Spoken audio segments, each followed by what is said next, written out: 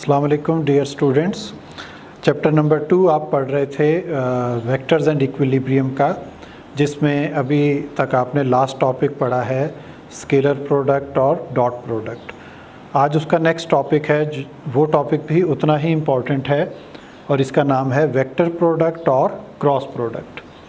Vector product और cross product की definition ये है कि when two vectors are multiplied and result into a vector quantity, then product is called cross product or vector product.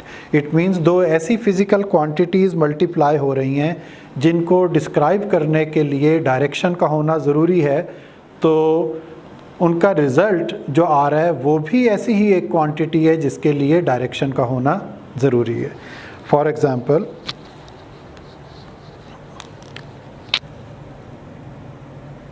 हम moment arm के position vector और force को cross product में मल्टीप्लाई करें तो इसका रिज़ल्ट बनता है टॉर्क।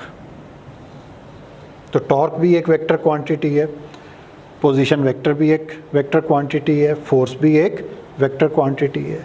इसी तरह एंगुलर मोशन रखने वाले पोजीशन वेक्टर और लीनियर मोमेंटम को हम क्रॉस प्रोडक्ट के ज़रिए मल्टीप्लाई करें तो उसका जो रिज़ल्ट बनता है वो है एंगुलर मोमेंटम। एंगुलर मोमेंटम को हम कैपिटल एल से जो है डिनोट करते हैं। तो ये दो एग्जांपल्स हैं। One is for torque. Torque is an example of vector product और cross product. It is the basically product of position vector and force. और दूसरा आपने एंगुलर मोमेंटम को देखा जो आर क्रॉस पी की सूरत में लिखा हुआ है। अब इसके फार्मूले की तरफ चलते हैं। लेट वी हैव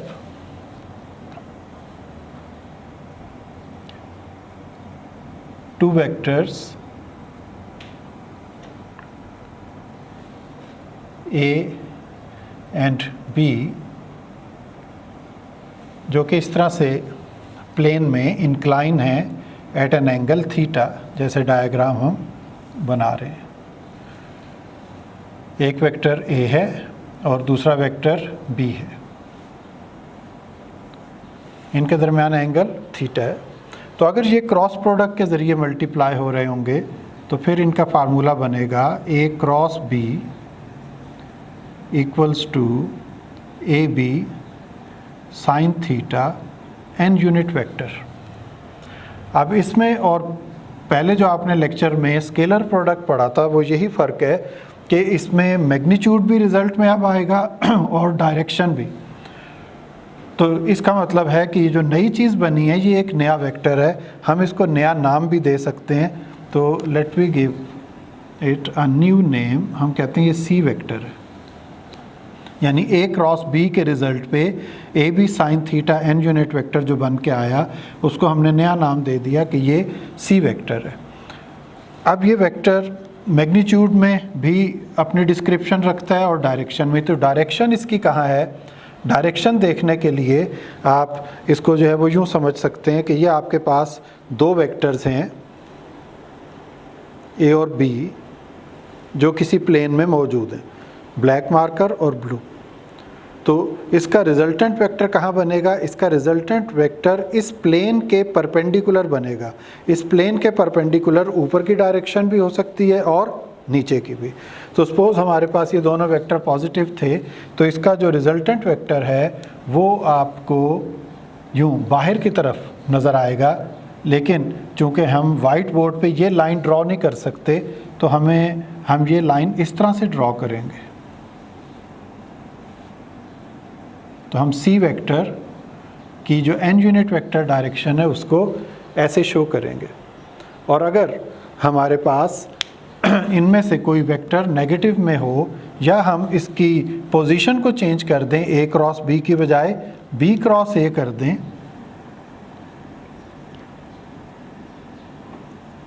तो फिर मैग्नीट्यूड उतना ही रहेगा ए बी साइन थीटा, लेकिन इसकी direction minus N unit vector हो जाएगी। तो इसको आप माइनस सी वेक्टर कह सकते हैं। रिजल्ट में आ गया आपके पास मैग्नीट्यूड उतना ही है लेकिन डायरेक्शन ऑपोजिट है। तो इसको जब आप बनाना चाहेंगे तो वो इस तरह से बनेगी कि ये आपके पास ए वेक्टर, बी वेक्टर, उनकी पोजीशंस चेंज नहीं हो रही, एंगल थीटा, लेकिन चूँकि आपने मल्टीप्लिकेशन की पोजीशन चेंज की थी बी क्रॉस ए, तो इसका जो रिजल्टेंट है वो उसके ऑपोजिट डायरेक्शन में माइनस एन यूनिट वेक्टर, या इसको आप माइनस सी वेक्टर कह रहे हैं।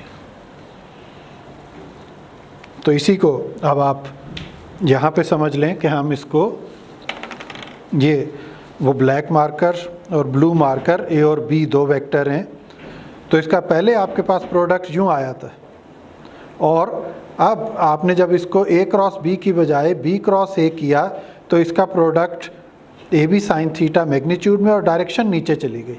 तो पहले आपका ये वेक्टर रिजल्टेंट वेक्टर ऊपर की तरफ बन रहा था और अब आपका ये रिजल्टेंट वेक्टर नीचे की तरफ बन रहा है, तो ये इसमें फ़र्क आ रहा है। तो ये एक्सप्लेनेशन, इससे आपके पास फार्मूला आ गया ए क्रॉस बी का, A cross B equals to A B sine theta N unit vector. अब हम ये देखते हैं कि ये जो इसकी डायरेक्शन चेंज हुई है, इसके लिए प्रॉपर एक रूल डिस्क्राइब करते हैं। तो वो रूल है right hand rule.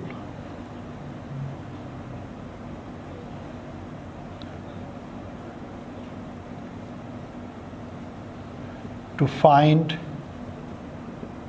Direction of resultant vector।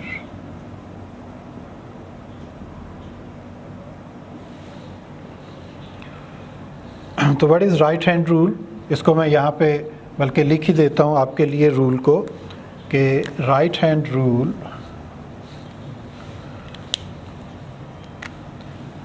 Simply आपने करना क्या है, put your right hand fingers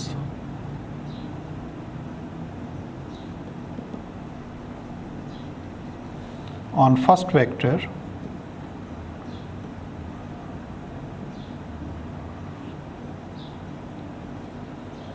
and rotate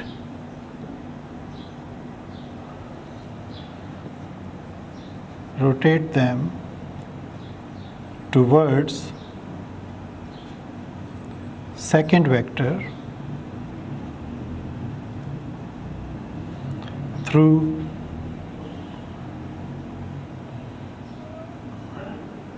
shorter angle।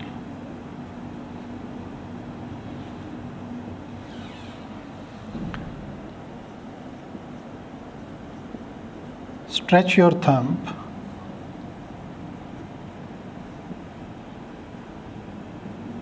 it shall point out towards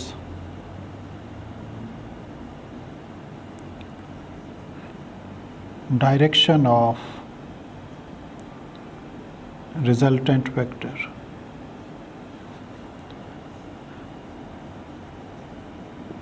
तो ये जो कुछ मैंने लिखा है ये राइट हैंड रूल है, और जैसे ये लिखा है आपने ऐसे ही परफॉर्म करना है। मसलन आप उन्हीं दो वेक्टर्स पे आ जाएं, या आपके पास एक ब्लैक मार्कर ए वेक्टर था और ब्लू मार्कर बी वेक्टर था, जो आपको अभी ये इस वीडियो में नज़र आ रहे हैं। इनको मैं यूँ करके आपको दिखा देता हूँ, A vector B vector. Put your right hand fingers, अब इसकी तरह आपने इसको जैसे लिखा है वैसे ही परफॉर्म करना है। Put your right hand fingers on first vector, तो ऐसे आपने हाथ रखना है, ऐसे नहीं रखना। ऐसे रखेंगे तो ये उल्टी डायरेक्शन में रोटेट नहीं हो सकती फिंगर्स इस डायरेक्शन में रोटेट होती हैं। Rotate them towards second vector, blue marker की तरफ रोटेट किया थ्रू शॉर्टर एंगल।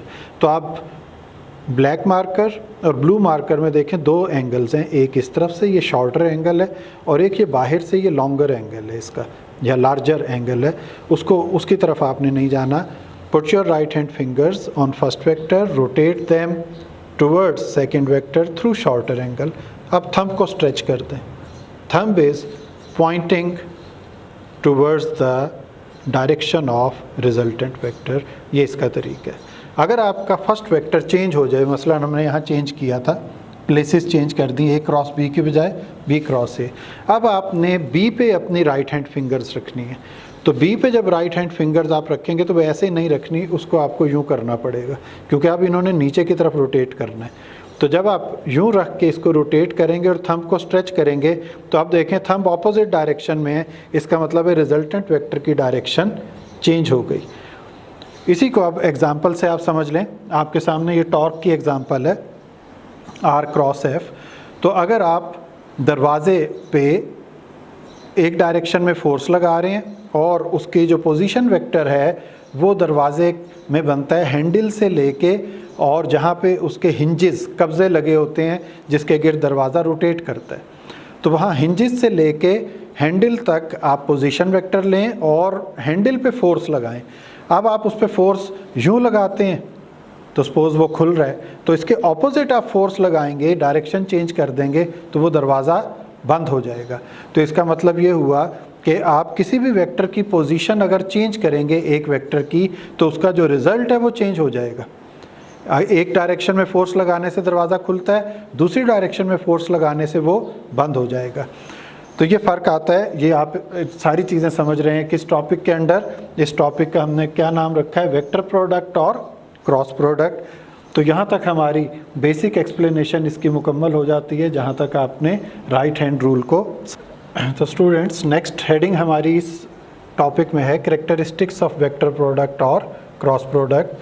तो आप देखें फर्स्ट कैरेक्टरिस्टिक हमने लिखी है, vector product is not commutative.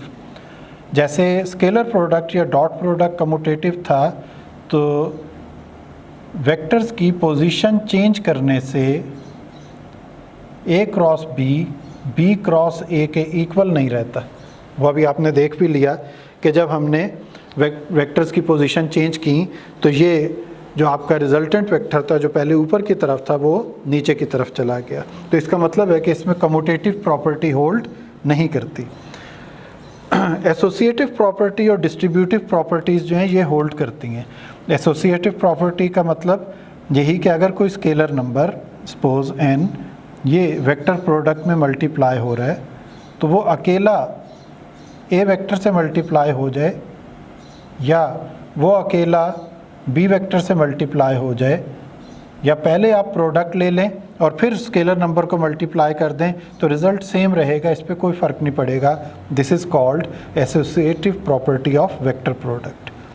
इसी तरह वेक्टर प्रोडक्ट में डिस्ट्रीब्यूटिव प्रॉपर्टी भी होल्ड करती है। जैसे दो वेक्टर्स ऐड होके तीसरे वेक्टर के साथ क्रॉस प्रोडक्ट लें, या वो दोनों वेक्टर्स अलग अलग क्रॉस प्रोडक्ट लें ए वेक्टर के साथ और आप बाद में उनको ऐड करें, तो दोनों सूरतों में रिज़ल्ट सेम रहेगा। इसको हम कहते हैं distributive property. Fourth characteristic,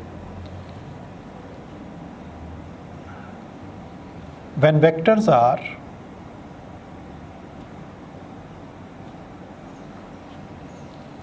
parallel यानी सेम डायरेक्शन में हो और एंटी पैरेलल या ऑपोजिट डायरेक्शन में हो, तो ऐसे वेक्टर्स का आपस में वेक्टर प्रोडक्ट हम बनाएं तो आपके पास क्या रिज़ल्ट आता है।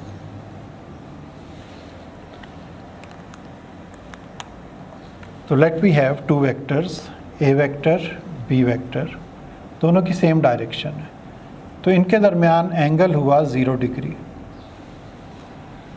या आप एक वेक्टर यू ले लें और दूसरा इसके ऑपोजिट ले लें, तो इनके दरमियान एंगल हुआ 180 डिग्री।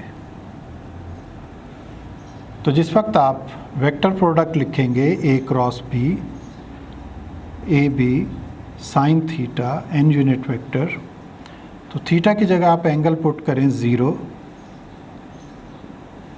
तो साइन 0 इज़ 0। तो 0 से कोई भी चीज़ मल्टीप्लाई होगी तो ये आपका इस वेक्टर का रिज़ल्ट 0 आ जाएगा। इसी तरह अगर आप ऑपोजिट डायरेक्शन में ले लेते हैं तो A cross B, A B sine 180 N unit vector, तो साइन 180 भी ज़ीरो होता है, तो इसका रिज़ल्ट भी ज़ीरो आ जाएगा। इसी को हम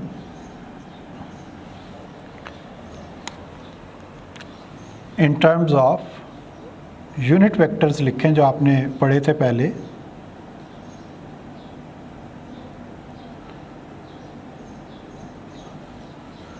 तो सेम डायरेक्शन के यूनिट वेक्टर जैसे आई क्रॉस आई, तो इसका रिज़ल्ट ज़ीरो आएगा। जे क्रॉस जे, इसका रिज़ल्ट भी ज़ीरो आएगा। के क्रॉस के, इसका रिज़ल्ट भी ज़ीरो आएगा। तो ये सेम डायरेक्शन के यूनिट वेक्टर्स हमेशा एक दूसरे के साथ रिज़ल्ट ज़ीरो बनाएंगे, या ऑपोजिट डायरेक्शन में भी हो जाएं तब भी वो रिज़ल्ट ज़ीरो बनाएंगे। स्टूडेंट्स, नई करेक्टरिस्टिक वेक्टर प्रोडक्ट की वो है व्हेन वेक्टर्स आर परपेंडिकुलर।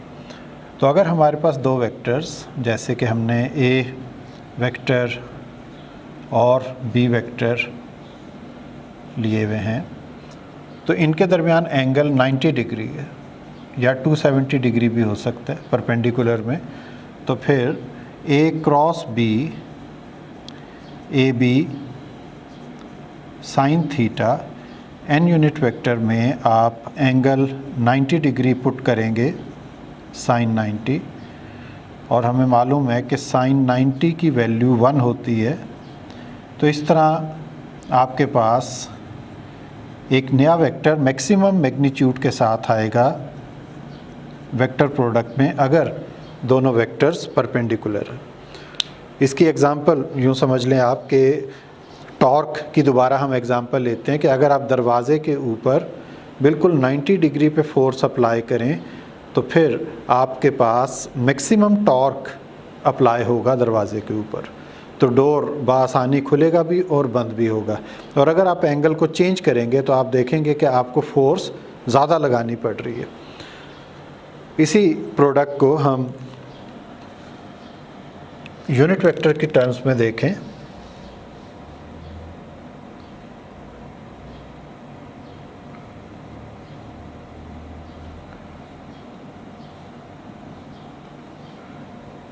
जैसे आई और जे 90 डिग्री पे होते हैं, तो इसको हम ऐसे सॉल्व करेंगे कि आई क्रॉस जे, पहले आप मैग्नीट्यूड लिखेंगे आई यूनिट वेक्टर का, फिर आप मैग्नीट्यूड लिखेंगे जे यूनिट वेक्टर का, और फिर sine of the angle 90 degree इनके दरमियान, और फिर रिजल्टेंट वेक्टर की डायरेक्शन आएगी एन यूनिट वेक्टर। तो इसको सॉल्व करते हैं। Magnitude of I unit vector 1 है, magnitude of J unit vector भी 1 है, और साइन 90 भी 1 है। तो 1 इंटू 1 इंटू 1 ये सब मल्टीप्लाई होके आई क्रॉस जे का रिज़ल्ट सिर्फ डायरेक्शन की सूरत में आया, मैग्नीट्यूड उसका 1 है, यानी एक और यूनिट वेक्टर आ गया। तो यूनिट वेक्टर की यही डेफिनेशन थी कि वो उसका मैग्नीट्यूड 1 होता है और वो डायरेक्शन को शो करता है। लेकिन ये कौन सी डायरेक्शन है? ये डायरेक्शन है उस प्लेन के परपेंडिकुलर जिसमें ये दोनों वेक्टर्स मौजूद थे जो क्रॉस मल्टीप्लाई हुए हैं, जिन्होंने क्रॉस प्रोडक्ट लिया है।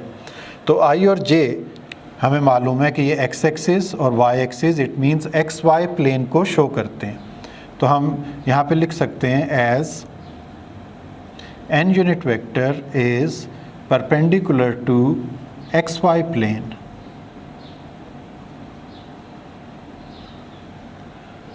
Therefore, n unit vector is equal to k unit vector। वो किस वजह से कि एक्स वाई प्लेन के परपेंडिकुलर z एक्सिस होता है, z एक्सिस होता है। तो एक्स वाई प्लेन के परपेंडिकुलर जब z एक्सिस आएगा तो उसका यूनिट वेक्टर k है। तो इसका मतलब हुआ कि n यूनिट वेक्टर k की डायरेक्शन में है। So we can write n unit vector is equal to k unit vector. Thus I cross J is equal to K unit vector. ये आपके पास रिज़ल्ट आ जाएगा। इसी तरह बाकी रिज़ल्ट भी आप जो है वो प्रूव कर सकते हैं। फॉर एग्ज़ाम्पल इन्हीं को अगर आप रिवर्स कर देंगे तो जे क्रॉस आई माइनस के हो जाएगा, जे क्रॉस के आई आ जाएगा, जबकि इसका रिवर्स के क्रॉस जे माइनस आई आ जाएगा। इसी तरह के क्रॉस आई जे के इक्वल होगा, जबकि इसका रिवर्स आई क्रॉस के माइनस जे के इक्वल होगा। इसको याद रखने के लिए एक आसान सा मेथड है कि अगर आप एक सर्कल पे 3 एरोज़ एंटी क्लॉकवाइज डायरेक्शन में लगा दें, 3 एरोज़ एंटी क्लॉकवाइज डायरेक्शन में लगा दें, एक एरो को तरतीब के साथ आई कह दें, उससे नेक्स्ट वाले को जे कह दें और उससे नेक्स्ट वाले को के कह दें, तो अब आप एंटी क्लॉकवाइज डायरेक्शन में ही मूव करें तो इसको यूँ पढ़ें, आई क्रॉस जे इक्वल्स टू के, जे क्रॉस के इक्वल्स टू आई, के क्रॉस आई इक्वल्स टू जे। तो ये सिर्फ आप सर्कल याद कर लें तो ये सब आपको याद करने की 6 रिज़ल्ट ज़रूरत नहीं है, 6 रिज़ल्ट वैसे ही आ जाएंगे। अगर आप इसको क्लॉकवाइज डायरेक्शन में चलेंगे तो फिर माइनस के रिज़ल्ट्स आएंगे, नेगेटिव रिज़ल्ट्स। आई क्रॉस के माइनस जे, के क्रॉस जे माइनस आई, जे क्रॉस आई माइनस के। तो इस तरह ये 6 रिज़ल्ट आपको यहाँ से आसानी से याद हो सकते हैं। इसको हम कहते हैं कि व्हेन वेक्टर्स आर परपेंडिकुलर, तो ये उसके रिज़ल्ट्स हैं। अब हम इसमें देखते हैं कि अगर हमारे पास 2 वेक्टर्स कार्टेशियन कोऑर्डिनेट सिस्टम में या रेक्टेंगुलर कंपोनेंट्स की सूरत में हों तो फिर आपके पास क्या रिज़ल्ट आएगा। इसको आप 6 कैरेक्टरिस्टिक कह लें। Vector product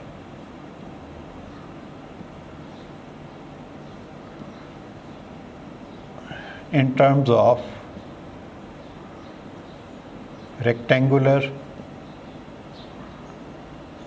coordinates। तो हम 2 वेक्टर्स a और b रेक्टेंगुलर कोऑर्डिनेट कंपोनेंट्स में ले लेते हैं। जैसे a vector axi plus ayj plus az के यूँ लिखा जा सकता है, और b vector bxi plus byj plus bz के लिखा जा सकता है।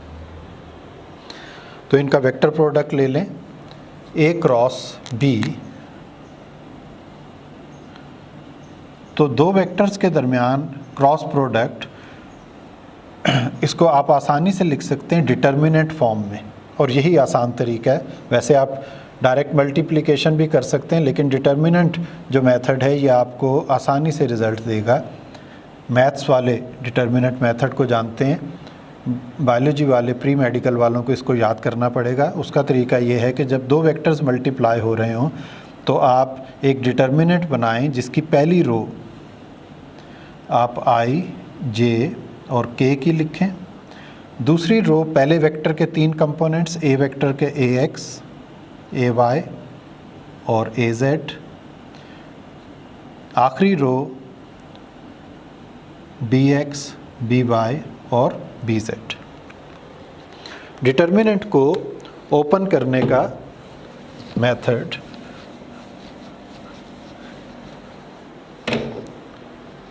वो ये है कि सबसे पहले आप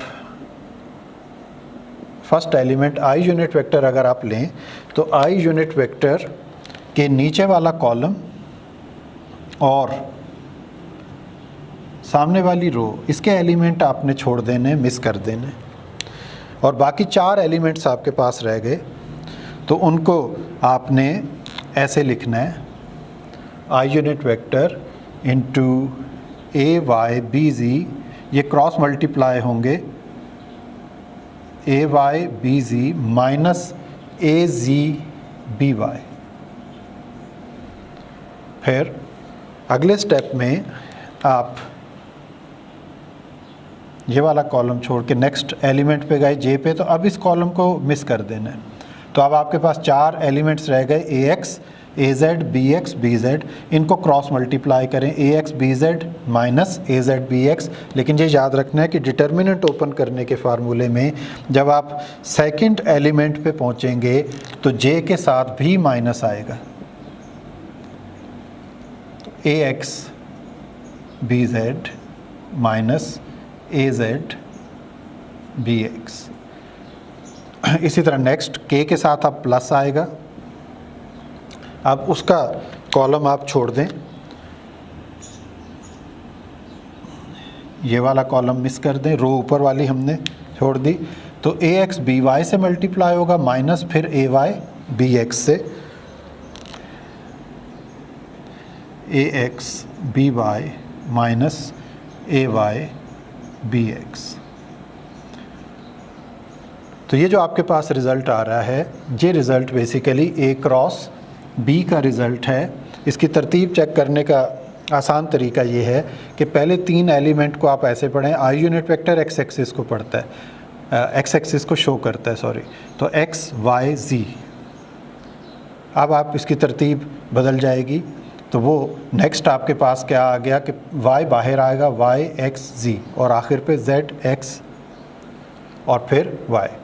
तो z किसको शो कर रहा है? z एक्सिस को, k यूनिट वेक्टर। तो ये तरतीब अगर आपके पास बन के सामने आ जाए तो इसका मतलब है कि आपने इसको ठीक तरीके से सॉल्व किया। आखिरी हिस्सा जो है इसका, उसमें हम सिग्निफिकेंस शो करेंगे इसी वेक्टर प्रोडक्ट की। वो सिग्निफिकेंस ये है कि एक पैरेललोग्राम हम लेंगे और उस पैरेललोग्राम का एरिया वेक्टर प्रोडक्ट के मैग्नीट्यूड के इक्वल प्रूव करेंगे। इसको आप लास्ट कैरेक्टरिस्टिक भी और अलग से भी हेडिंग दे सकते हैं, जिसका क्वेश्चन भी यूँ आ सकता है, prove that area of parallelogram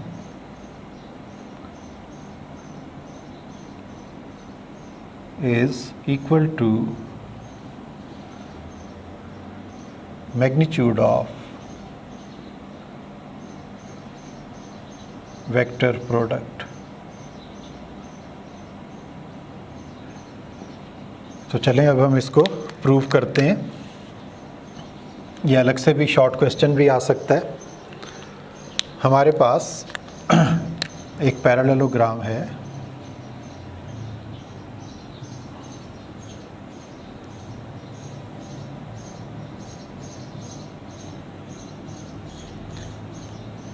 इसका कोई भी हम नाम जो है वो तजवीज़ कर लेते हैं कि ये parallelogram P Q R S, ये इसकी साइड्स के नाम है। Let P Q is a vector and P S is B vector। तो हमने पी क्यू साइड ए वेक्टर शो कर दिया, यहाँ पे हम एरो हेड लगा देते हैं तो इससे पता लग जाएगा कि ये अब एक वेक्टर है और ये भी एक वेक्टर है, और इनके दरमियान यहाँ पे एक एंगल यकीनन बन रहा है और वो है एंगल थीटा। तो पी क्यू और पी एस ये वेक्टर ए और बी हो गए।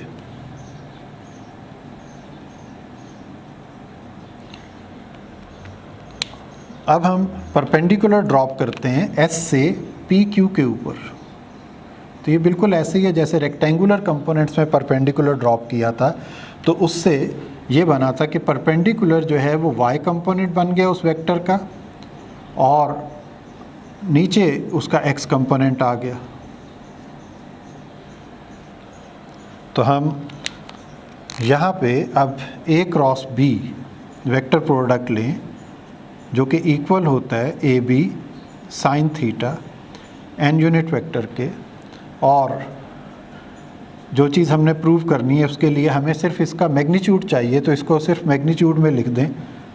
तो ऐसी सूरत में हमें एन यूनिट वेक्टर नहीं लिखना पड़ेगा, ए बी साइन थीटा। तो ए बी साइन थीटा को आप यूँ लिख सकते हैं A into B Y, B का Y component, B sine theta को बी वाई लिख सकते हैं। पैरेललोग्राम में अगर आप देखें तो यहाँ पे हम परपेंडिकुलर जहाँ टच किया था उसको एक और नाम दे दें, हम कहते हैं टी पॉइंट है। तो गौर से देखें, A is the complete magnitude of A vector from P to Q, तो इसको आप साइड पी क्यू की लेंथ कह सकते हैं ए को, और बी वाई जो है ये T से लेके S तक परपेंडिकुलर है, या आप इसको पैरेललोग्राम की हाइट कह सकते हैं, एल्टीट्यूड कह सकते हैं। तो A क्रॉस B मैग्नीट्यूड, इसको यूँ लिखा जा सकता है PQ is the base of parallelogram, whereas TS is the altitude or height of parallelogram. तो base into height of parallelogram is equal to area of parallelogram. So thus it is proved that magnitude of cross product or vector product in parallelogram is equal to area of parallelogram. Hope आपको ये lecture समझ आ गया होगा। ये भी बहुत important lecture है और इनको याद करके लिख के प्रैक्टिस करें ताकि आप इसको फिज़िक्स को आसानी से समझ सकें। Thank you very much.